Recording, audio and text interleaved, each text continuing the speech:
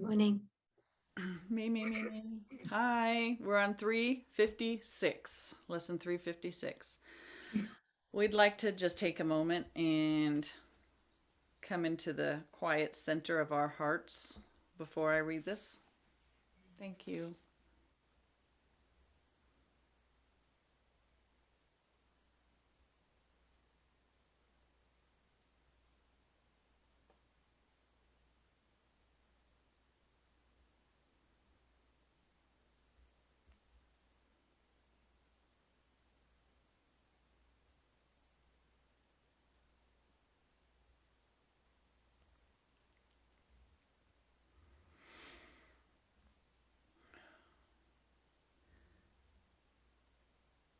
Sickness is but another name for sin. Healing is but another name for God. The miracle is thus a call to Him.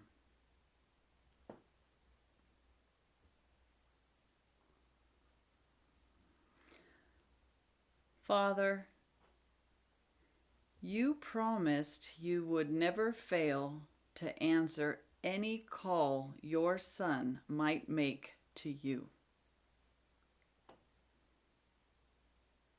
It does not matter where he is, what seems to be his problem, or what he believes he has become.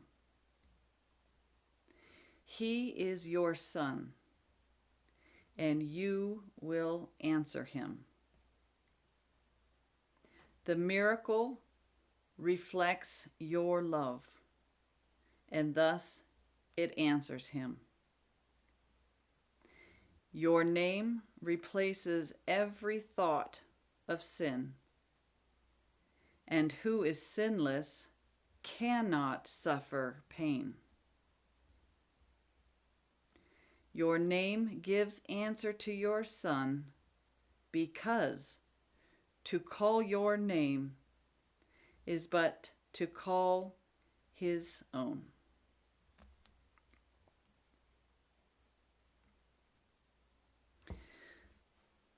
Sickness is but another name for sin, and sin is the word for separation and all its so-called effects. So the mind that questioned what it would be like to be not Christ and fell asleep and dreamed the dream of bodies and private minds. The dream is geared in defending and maintaining the mythical me and its body. And one of its greatest idols in which to do that is the dream of sickness. Because sickness and pain with physical sense and the despairing mind that feels the sickness and the pain are pretty condemning witnesses to the lie that we've become bodies and separation is real. So sickness is a name, another name for sin, a way the ego uses what it uses to prove separation. Healing is only another name for God, because God has not changed. God is one, and God's creation remains as he created it, perfect and holy, innocent, sinless. So this miracle that we call out for when we think that we're mythical me and we have a problem, somebody reading this that's new to the course would scoff at this lesson. And there are so many brothers out there that are on their knees and they're crying out to God, and God does not answer their prayers. And so they would say that this is just a big wank. But thank God that we in the course have learned that God being love and God being changeless and God being the only creator, that creation remains as God is. We're so thankful that we get to learn and discover that what seems to be imperfection is not God's will and therefore never was. The miracle simply corrects our perception and our mind. It heals the split in the mind. It never heals anything. Healing is the revealing of the truth that is always present here now and for us to experience. It's exactly why Jesus came in to show us. God does not ignore or has not abandoned his son. It was the thought of separation that attempted to abandon God and using false imagery to prove that the separation has occurred. Through forgiveness of that idea of separation and accepting, giving back the kingdom, restoring the kingdom, not that it was ever taken from God, but bestowing back upon God that he is the only creator and the only power, and that we are perfect as he created us. We experience correction because the mind has been corrected. The healed and corrected mind projects healed and corrected images for a time until God takes the last step. So this healing is the healing of the mind. Those that believe in their illusions and believe that God has let its creation become imperfect and then ask God to come into the gap that we made to defy God, they are the ones that throw up their prayers. And it seems that they're not answered because what they're idolizing is the problem.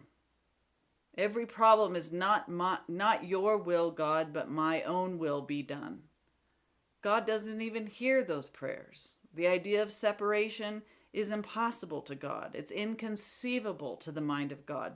God didn't understand the request for separation. Logically, where could we go? How could you change what is changeless and all-powerful? Where can you go? Where could you find yourself in a place outside of all? So we allow our minds to be corrected and healed in our humility, in our meekness, in the realization that there's nothing here that we want, with our faces to the floor. We forgive ourselves for the belief in sin, and we let ourselves be restored to our natural state as we always are. And that's, quote, healing. And he never fails because his promises are done. His work is already done and it's already perfect. And all we're doing is bringing ourselves back into alignment with what is. We stop trying to pretend that there's something other than what is.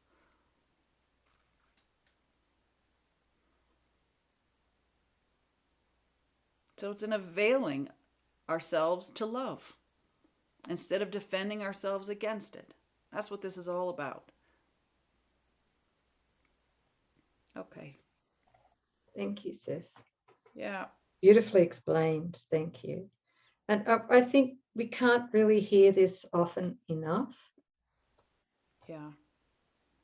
Because it's the complete antithesis to what we have been conditioned to believe. Right. And what the world believes. So, it's really what we're undertaking here with the lessons, with the course, is a complete reality reversal. Yes. Yeah.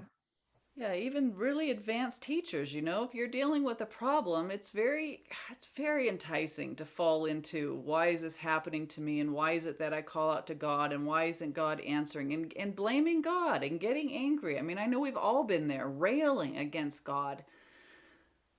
But that's the time to just get really, really quiet, and let love, let grace come back and just in a word or a thought Mm. can come back and flip us back into right-mindedness.